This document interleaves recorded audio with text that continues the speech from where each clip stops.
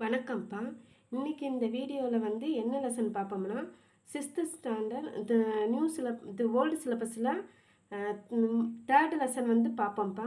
அதில் என்னென்ன லெசன் இருக்குன்னா, நான்மணி கடிகை, ஆறாரோ ஆரிராரோ உரைநடை, துணைப்பாடம் வீரச்சிறுவன் இருக்குப்பா. இந்த இந்த வீடியோவில் இந்த 3 லெசனையும் பார்த்துருவோம்ப்பா. செய்யுளில் பாருங்கப்பா. நான்மணி கடிகை யார் எழுதியிருப்பான்னா விளம்பி நாகனார் எழுதியிருப்பார். இந்த பாடலை படிப்போம் வாங்க. மனைக்கு விளக்கம் மடவார் தனைக்கு தகைசால் புதல்வல் மணக்கினிய காதல் புதல்வர்க்கு கல்வியை கற்பிக்கு ஓதின் புகசால் உணர்வு. அதாவது மனைக்கு விளக்கம் யாருன்னா பெண்கள்னு சொல்கிறாங்க. பெண்களுக்கு தகைசால்னா யாருன்னா நல்ல புதல்வா, அவங்களுடைய பிள்ளைகளை சொல்கிறாங்க. அவங்களுக்கு கல்வி கொடுக்கணும்னு சொல்கிறாங்க. அந்த கல்விக்கு எது முக்கியம்னா அவங்கக்கிட்ட இருக்கிற நல்ல வேணும் அப்படிங்கிற மாதிரி சொல்கிறாங்க இந்த பாட்டில். பாடல பொருளை பாருங்களேன். இது குடும்பத்தின் விளக்கு பெண் அவள், அப்பெண்ணுக்கு விளக்கினை போன்றவர்கள் அவர்கள் பெற்ற பண்பில் சிறந்த பிள்ளைகள். மனத்திற்கினிய அன்புமிக்க அப்பிள்ளைகளுக்கு விளக்கினை போன்றது கல்வி. அக்கல்விக்கு விளக்காக விளங்குவது எதுவென்று அவர்களிடம் உள்ள நல்ல எண்ணங்களே அப்படின்னு சொல்கிறாரு விளம்பி நாகனார். இந்த பாட்டு வாங்க. மனைக்கு விளக்கம் மடவார் தனைக்கு தகசால் புதல்வர் மணக்கினிய காதல் புதல்வர்க்கு கல்வியே புதல்வர்க்கு கல்வியே கல்விக்கும் ஓதின் புகசால் உணர்வு அப்படின்னு கூறுறாருப்பா. அதாவது இது பெண் இது விளக்காவா, பெண்களுக்கு இது விளக்கு போன்றோம் அவங்களுடைய பிள்ளைகள். அந்த பிள்ளைகளுக்கு கல்வியை கொடுக்கணும். அந்த கல்வியை கொடுக்கணும் அவங்க இது நல்ல எண்ணங்கள் இருக்கணும் அப்படிங்கிற மாதிரி சொல்கிறாரு. நெக்ஸ்ட்டு சொல்லும் பொருளும் பாருங்கள். மடவார்னா என்னென்னா பெண்கள். இந்த பாட்டில் மடவார் இருக்கா, இது மனைக்கு விளக்கம். மடவார்னா என்னது, இந்த பெண்ணுன்னு சொல்கிறாரு. ரெண்டாவது தகைசால் பண்பில் சிறந்த. தகைசால்னா அதான் பண்பில் சிறந்த புதல்வர், அது சொல்கிறாங்க. அப்புறம் மனக்கினிய மனத்துக்கு இனிய காதல் புதல்வர் அன்பு மக்கள் ஓதின் எதுவென்று சொல்லும்போது புகசால் புகழை தரும் உணர்வு நல்ல எண்ணம். இந்த சொல்லும் பொருளும் நல்லா படிச்சுக்கோங்கப்பா. இது கேட்பாங்க கொஸ்டின்னு. இது நெக்ஸ்ட்டு ஆசிரியர் குறிப்பு என்னென்னா, நூலாசிரியர் பெயர் என்னென்னா விளம்பி நாகனார். விளம்பி என்பது ஊர் பெயர், நாகனார் என்பது புலவரின் இயற்பெயர்னு சொல்கிறாங்க. அதாவது ஒவ்வொரு புலவருக்கும் பேருக்கு அவங்க ஊர் பேர் இல்லைன்னா ஏதாவது ஒரு பேர் அடமொழியாக இருக்கும்பா. அதைத்தான் அவங்க சொல்கிறாங்க. விளம்பி நாகனார். விளம்பி என்பது அவருடைய ஊர் பேருன்னு சொல்கிறாங்க. அவருடைய இயற்பெயர் நாகனார். நூற்குறிப்பு பார்த்துருவோம். நான்மணி கடிகை எந்த நூல் கீழே வரும்னா 14 கீழ்கணக்கு நூல்களுள் 1. கடிகை என்றால் இது அணிகலன் என்பது பொருள். இது சொல்லும் பொருளும் கேட்பாங்கப்பா. கடிகை என்றால் இது கடிகை பொருள் கூறுங்கன்னு சொல்லுவாங்க. அணிகலன் என்பது பொருள். 4 மணிகள் கொண்ட அணிகலன் என்பது இதன் பொருள். அதாவது நான்மணி கடிகைனா 4 மணிகள் கொண்ட அணிகலன் என்பது இதன் பொருள். ஒவ்வொரு பாட்டும் 4 அறக்கருத்துக்களை கூறுறதுனால இது நான்மணி கடிகைன்னு இது குறிப்பிடுறாங்க. இந்த பாட்டில் 4 அறக்கருத்துக்கள் இருக்குன்னு சொல்கிறாங்க.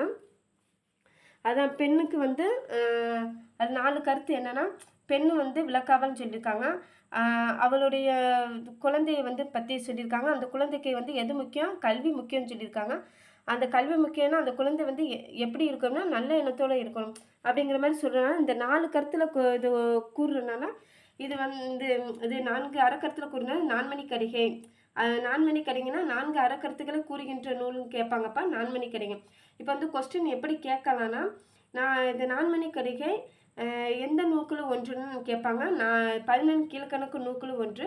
கடிகை என்றால் சொல்லும் பொருளை கேட்கலாம், அணிகலன். அதே போல் 4 அறக்கருத்துக்களை கூறுகின்ற நூல் எதுன்னு கேட்பாங்க, நான்மணி கடிகை. அதோட ஆசிரியர் யாருன்னா விளம்பி நாகனார். நோட் பண்ணிக்கோங்கப்பா. நெக்ஸ்ட்டு இந்த புக் பேக்கு இதெல்லாம் ஆன்லைன்லன்னா உங்களுக்கு தனி வீடியோ எடுத்து போட்டுருப்பா. நெக்ஸ்ட்டு இது உரைநடை பார்த்துருவோம். ஆறாரோ அதான் ஹெட்டிங்கு. அதாவது இதில் என்னென்னா இது நாட்டுப்புற பாடல் தான் ஃபுல்லாகவே இருக்கும். அதாவது ஒரு குழந்தைய வந்து தாய்மாமன் பாட்டு, தொழில் செய்யலை என்னென்ன பாட்டு, இந்த மாதிரி இந்த மாதிரி சொல்கிறது தான் இந்த லெசனில் ஃபுல்லாக இருக்கும். பாருங்க, ஃபஸ்ட்டு பாட்டை பாருங்கள். ஆராரோ ஆரிராரோ ஆராரோ ஆரிராரோ கண்ணே கண்மணியே ஆரடிச்சு நீ அழுத இது அடிச்சாரே சொல்லி அழு ஆராரோ ஆரிராரோ. இது வந்து தாலாட்டு பாட்டுன்னு சொல்கிறாங்க. குழந்தைய தொட்டில் போடும்போது ஒவ்வொரு தாயும் வந்து பாடுவாங்க. நம்ம என்ன இது குழந்தைய தாலாட்டெல்லாம் ரே ரே ரேன்னு சொல்லிட்டு ஆடுவோம்ல, இது ஆட்டி விடுவோம் தூங்குறதுக்காண்டி. அதெல்லாம் தாலாட்டு பாட்டுன்னு சொல்கிறாங்க. அதாவது இது வந்து என்னென்னா, இது எப்படி வரும்னா, எழுதி வச்சு இது வந்து படிக்கிறது கிடையாது. ஒருத்தர் பாடியிருப்பாங்க, இன்னொருத்தவங்க வந்து அதை காதால் கேட்டு அது மித்தவங்க வந்து அதை அப்படியே படிப்பாங்க. இல்லை அப்படின்னா அந்த சூழ்நிலைக்கு தகுந்தாப்புல அந்த ராகத்தில் வந்து என்னென்னா, அந்த சூழ்நிலைக்கு தகுந்தாப்புல அந்த வேர்டை மாற்றி அமைச்சு அவங்க ஓனை வந்து அப்படி வாய்மொழியில் பாடுறதுனால தான் இது வந்து நாட்டுப்புற பாடல்னு சொல்கிறாங்க. இந்த ஒருவர் கொண்டிருக்கும் போது கேட்டு கொண்டிருக்கும் இன்னொருவன் அப்படியே மனதில் வாங்கி தானும் பாடி பாடி பழகி விடுவார். இப்படி தாலி எழுதப்படாத பாடல் தான் நாட்டுப்புற பாடல் எனப்படுகிறது. எழுத்து வழியாக வராமல் பாடி பாடி வாய் வழியாக பரவுகிற பாட்டு நாட்டுப்புற பாட்டுன்னு சொல்கிறாங்க. இதே போல் வந்து எழுதப்படாத எல்லோருக்கும் தெரிந்த கதைகளும் உண்டு.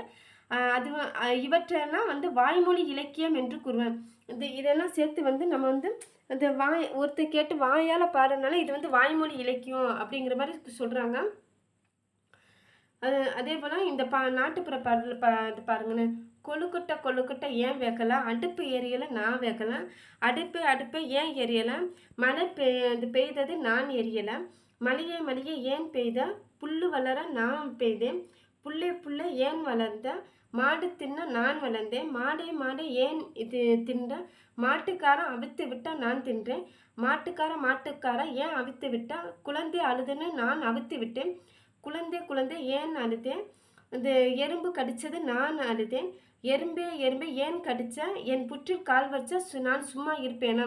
இந்த மாதிரி வந்து இது இந்த விளையாட்டு பாட்டு, இந்த பாட்டு வந்து குழந்தைகள் வந்து இது பாடுற விளையாட்டு பாடலும் நாட்டுப்புற பாடல் தான் அப்படிங்கிற மாதிரி சொல்கிறாங்க. இதை வந்து ஒருத்தவங்க இந்த பிள்ளைகள் வந்து முந்தி வந்து ஒரு குடம் தண்ணி எடுத்து ஒரு பூ பூத்தாச்சு, இந்த மாதிரி அதை விட தட்டாங்கல் விளையாடலாம். அந்த அந்த 1ஆம் நம்பருக்கு ஒரு கல்லை எடுத்து இப்போ வந்து பெண்கள் வந்து முன்னாடி வந்து விளையாடலாம் இந்த தட்டாங்கல் விளையாடுவாங்கல்ல. அப்போ அந்த தட்டாங்கல்ல விளையாடலாம் மேலே தூக்கி போட்டுக்கிட்டே வந்து ஃபஸ்ட்டு வந்து ஃபஸ்ட்டு இதுக்கு விளையாடலாம் இந்த பாட்டு படிச்சுக்கிட்டே படிப்பாங்க. எனக்கு அந்த ஃபஸ்ட்டு பாட்டு 2ஆவது பாட்டுனா மறந்துருச்சு. 3ஆவது பாட்டு தான் ஞாபகம் இருக்குது. இந்த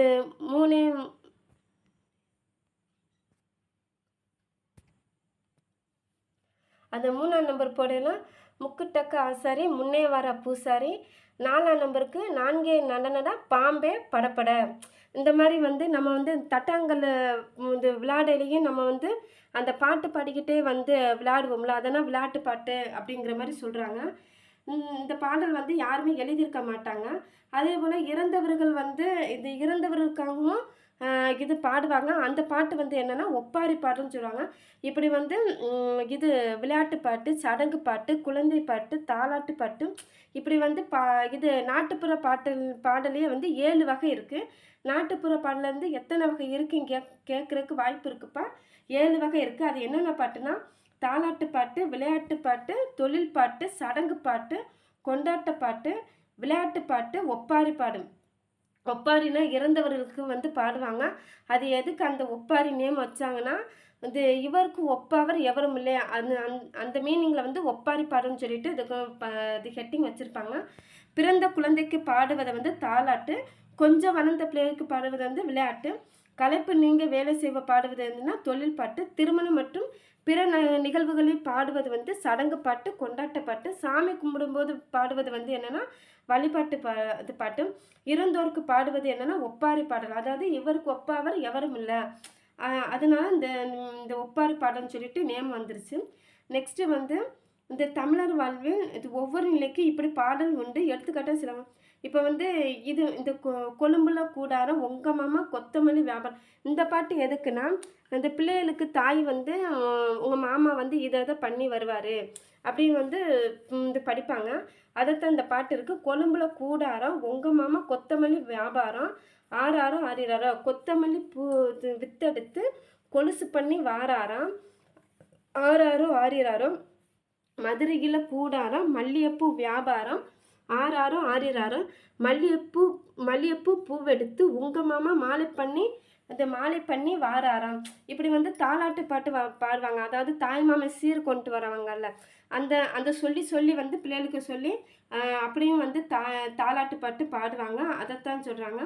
இது வந்து சாஞ்சாடம்மா சாஞ்சாடு சாயக்கிளியே சாஞ்சாடு குத்து விளக்கே சாஞ்சாடு கோவில் புறாவே சாஞ்சாடு மானிய மயிலே சாஞ்சாடு மாடப்புறவே சாஞ்சாடு. இப்படி குழந்தைய வந்து உட்கார வைக்க இப்போ வந்து சின்ன குழந்தை இப்படி உட்கார வைக்கலாம். நம்ம வந்து பாட்டு பாடிக்கிட்டே வந்து சாஞ்சாடம்மா சாஞ்சாடு சாயக்கிளியே சாஞ்சாடு அப்படின்னு சொல்லிட்டு அந்த பிள்ளைய வந்து அந்த குழந்தை இருக்கையில் இந்த ஒரு வயசு இப்படி இருக்கையில் வந்து அதுக்கிட்ட சொல்லி இப்படி தலையை ஆட்டி பாருங்களேன். அதுவும் வந்து அது நம்ம இந்த பாட்டு படித்தோன்னே இது வந்து இந்த பக்கம் இப்படி இப்படி இந்த பக்கம் இப்படியே சாஞ்சிக்கிட்டே இருக்கும் நம்ம படிக்க. அதைத்தான் வந்து குழந்தைகளுக்கு வந்து சாஞ்சாடாமா சாஞ்சாடம் பாட்டுன்னு சொல்கிறாங்க. அப்புறம் வந்து அறுவடை செய்யும்போது அந்த இது பெண்கள் வந்து பாடுறதா பாட்டு சொல்கிறாங்க. வெள்ளிப்பிடி அருவா ஏன் விடலை பிள்ளை கை அருவா சொல்லி அடிச்சருவா இப்போ இது சுழட்டுதடி நெல் கதிரே அப்படின்னு சொல்லி நெல் அறுவடை செய்ய போகும்போது இந்த பாட்டு பாடுறாங்க. அதே போல் இந்த இது அதாவது இந்த கம்மாயில் வந்து துணி துவைப்பாங்கல்ல, துணி துவைக்கையில் வந்து இந்த அழுக்கு துணி போடுறதுக்கு சோ அடித்து துவைச்ச அழுக்கு போக அந்த இறுக்கி பிடி அப்படின்னு சொல்லிட்டு பாட்டு பாடுவாங்க. அதை சொல்கிறாங்க கலப்பு தெரியாமல் இருக்குக்கு பாடுறதுக்கு. நெக்ஸ்ட்டு வந்து இது வந்து என்னென்னா நமது நாட்டு விடுதலை போராட்ட காலத்தில் உருவான நாட்டுப்பாடுன்னு சொல்கிறாங்க. அதாவது இந்த நாட்டுப்புற பாடல் வருங்க, நாட்டுப்புற பாடல் விழிப்புணர்வு பாடல்களும் உள்ளன்னு சொல்கிறாங்க. ஊரான் தோட்டத்தில் ஒருத்தன் போட்டானா வெள்ளரிக்காய் காசு 2க்கு விற்க சொல்லி காகிதம் போட்டானா வெள்ளைக்காரன். அதாவது ஊரான் தோட்டத்தில்னா இப்போ வந்து வெள்ளைக்காரன் வந்து அங்கேருந்து இங்கே வந்து நம்மகிட்ட வந்து நம்மளை அடிமைப்பட்டு அவன் ஆட்சி வந்து இருந்துச்சுல, அதைத்தான் வந்து இவங்க சொல்கிறாங்க. ஏன்னா அவங்க சொல்கிறத வந்து அவங்க என்ன விலைக்கு விற்க சொல்கிறாங்களோ அதைத்தானே நம்ம வந்து முந்தி வந்து பொருளை விற்றுருக்காங்க. அதைத்தான் வந்து சொல்கிறாங்க. ஊரான் தோட்டத்தில்னா நம்ம இடத்துல அவங்க வந்து ராஜ்யம் பண்ணுறது அப்படி அந்த மீனிங்கில் வந்து சொல்லியிருக்காங்க. ஊரான் தோட்டத்தில் ஒருத்தன் போட்டானா வெள்ளரிக்காய் காசு 2 விற்க சொல்லி காகிதம் போட்டானா வெள்ளைக்காரன். அது சொல்கிறாங்க. உங்கள் ஊரில் வந்து உங்கள் தெருவில் இதை வந்து ரீட் பண்ணிக்கோங்கப்பா. அதே போல் ஒரு குடம் தண்ணி எடுத்து ஒரு பூ பூத்தாச்சு. இந்த பாட்டுக்கு வந்து இன்ன வரைக்கும் பிள்ளைய வந்து விளையாடிக்கிட்டு தான் இருக்குங்க. என் பிள்ளைங்க கூட இது வந்து இந்த பாட்டு சொல்லி வந்து விளையாண்டுருக்குறாங்க. இது வந்து விளையாட்டு பாட்டுப்பா. நெக்ஸ்ட்டு வந்து இந்த லெசன் முடிஞ்சிருச்சுப்பா. நெக்ஸ்ட்டு வந்து இதுக்குண்டான இது 1 வேர்டு இதெல்லாம் வந்து உங்களுக்கு வந்து நெக்ஸ்ட் வந்து கொடுத்துறேன்ப்பா. அதுக்கப்புறம் வந்து துணைப்பாடம் பாருங்களேன். வீரச்சிறுவன் வந்து யாருன்னா இது சுவாமி விவேகானந்தர் பற்றி இருக்கும் வீரச்சிறுவனில். அது வந்து கொல்கத்தா நகரத்தில் வந்து இவர் பிறந்திருப்பார். அப்போ கொல்கத்தா நகரத்தில் வந்து நெரிசல் இது இந்த கடத்தெருவில் பக்கம் வந்து ஒரு குதிரை வண்டிக்காரன் வந்து குதிரை வண்டி போகையெல்லாம் அதில் வந்து ஒரு தாயும் குழந்தையும் இருப்பாங்க. அப்போ வந்து அந்த குதிரை வந்து திடீர்னு வந்து என்னென்னா இது பயங்கரமாக வந்து இது ஓட ஆரம்பிச்சிடும். அப்போ வந்து வண்டிக்காரனையும் தள்ளி விட்டு இந்த குதிரை வந்து கண்டமணிக்க வந்து ஓடும். அப்போ அதை பார்த்துட்டு எல்லா ஜனங்களை வந்து தான் உயிரை காப்பாற்றுறதுக்கு அவங்க தள்ளி போயிடுவாங்க. ஆனால் ஒரே ஒரு சிறுவன் மட்டும்தான் பல முறை முயற்சி செஞ்சு அந்த குதிரையை அடுக்கி அந்த குழந்தையவும் தாயவும் இது காப்பாற்றுவாங்க. அவர் தான் வந்து யாருன்னா இந்த சுவாமி விவேகானந்தர் சொல்லுவாங்க. நீங்கள் வேணால் இந்த கதையை வந்து ஒரு ட்ரிப் வந்து ரீட் பண்ணிக்கோங்க. இவருக்கு வந்து அப்போ அந்த இது நடக்கையில் வந்து இவருக்கு வயசு வந்து எத்தனை வயசு இருக்குன்னா 15 வயசு இது இருக்குன்னு சொல்கிறாங்க. அப்போ வந்து இவர் அந்த வீரச்சிறுவன் தான் வந்து அவருடைய பேர் வந்து இயற்பெயர் வந்து சுவாமி விவேகானந்த இயற்பெயர் வந்து என்னென்னா நரேந்திர தத்து. அதைத்தான் சொல்லியிருக்காங்க. இந்த லெசனை வேணால் நீங்கள் வந்து ஒரு ட்ரிப் வந்து ரீட் பண்ணிக்கோங்க. அதே போல் இந்த லைன் பாருங்களேன். இது அறிவை வளர்க்கும் அற்புத கதைகள் வந்து ஜானகி மணாளன். அதாவது ஒவ்வொரு லெசனையும் வந்து இப்படி துணுக்கா வந்து தனியாக ஒன்று ஒன்று போட்டிருப்பாங்கல்ல, அதை மட்டும் வந்து எப்போவுமே வந்து கழிக்காதீங்க. அதுலேருந்து தான் மேக்ஸிமம் வந்து கொஸ்டின் எடுப்பாங்க. நம்ம இது வந்து சின்னதாக இருக்குது, இதில் வந்து கொஸ்டின் கேட்க மாட்டாங்க அப்படின்னு சொல்லிட்டு அதை வந்து ஒவ்வொருத்தர் வந்து படிக்காமல் வந்து ஸ்கிப் பண்ணிவிட்டு நெக்ஸ்ட்டு போயிடுவாங்க. ஆனால் வந்து அதைத்தான் வந்து மெயினாக வந்து டிஎன்பிசியில் வந்து கேட்டுருவாங்க. அறிவை வளர்க்கும் அற்புத கதைகள் யாருன்னா ஜானகி மலானன். பார்த்துங்கப்பா, அறிவை வளர்க்கும் அற்புத கதைகள் யாருன்னு கேட்பாங்க, ஜானகி மலானன். இது முக்கியமான கொஸ்டின்ப்பா, பார்த்துக்குங்க. நெக்ஸ்ட்டு வந்து இப்போ வந்து இலக்கணம் இதில் வந்து என்னென்னா, இதில் வந்து இது சொல்லவிட சொல்லுவாங்கள்ல, கோழி கேட்ட ஆணம் காய்ச்சுவாங்க. ஆணம்னா இங்கே வந்து என்னென்னா குழம்பு, சொல்லும் பொருளும் கேட்டுருவாங்க பாருங்கள். ஆணம்னா குழம்பு. இது அளக்குற நாளிக்கு அகவலே தெரியுமா? நாளினா தானியங்களை அளக்கும் படி. நம்ம வீட்டில் வந்து படி வச்சுருப்போம்ல, அதைத்தான் சொல்கிறாங்க. அகவிலைனா தானிய விலைன்னு சொல்கிறாங்க. திறவுகோல்னா சாவி அப்படின்னு சொல்கிறாங்க. நெக்ஸ்ட்டு வந்து இந்த முன்னாடி இந்த லெசனில் பார்த்தோம்ல, இந்த ரா ரா லா லா லா நா நா நா நா ஆகிய எழுத்துக்களை வந்து உச்சரிக்கும் போது மூன்றையும் வந்து என்னென்னா ஒரே மாதிரியாக சேமாக வந்து உச்சரிப்போம்ல, அதைத்தான் வந்து மயங்கொலி பிழை அப்படின்னு இது பிழைன்னு சொல்கிறாங்கப்பா. இது பார்த்துக்க. மயங்கொலி பிழை என்றால் என்ன கேட்பாங்கப்பா. மயங்கொலி பிழைனா என்னென்ன எழுத்து வரும் பார்த்துக்குங்க. இந்த ரா ரா லா லா லா நா நா நா அங்கே இதெல்லாம் வரும்ப்பா, பயத்துக்குங்க. இதை வந்து இந்த மூணையும் ஒவ்வொரு எழுத்தையும் வந்து ஒரே மாதிரி இப்போ ரா ரானா ஒரே மாதிரி ரா ரா அப்படி உச்சரிச்சா அதைத்தான் வந்து மயங்கொலி பிழைன்னு சொல்கிறாங்க. நெக்ஸ்ட்டு வந்து இப்போ வந்து இது தமிழ் சொற்கள் வந்து எத்தனை வகைப்படும்னா 4 வகைப்படும். அவை வந்து பெயர்ச்சொல், வினைச்சொல், இடைச்சொல், உரிச்சொல். இப்போ தமிழ் சொற்கள் வந்து எத்தனை வகைன்னு இது கேட்பாங்கப்பா. 4 வகைப்படும், பார்த்துக்குங்க. இவற்று வந்து முதன்மையானவை எதுனா பெயர்ச்சொல்லு, வினைச்சொல்லு தான் முதன்மையானது வரும். செல்வி வந்தாளுங்கிறது, செல்வி வந்து பெயர்ச்சொல், வந்தாளுங்கிறது வந்து வினைச்சொல். ஏன்னா அவள் வார ஒரு செயலைத்தானே ஒரு செயலை குறிக்கிறதானே இது வினைச்சொல். அது அவள் வந்து வர்றது வந்து ஒரு செயல் தானே, அதனால தான் வந்தாளுங்கிறது வந்து வினைச்சொல்னு சொல்கிறாங்க. நெக்ஸ்ட்டு வந்து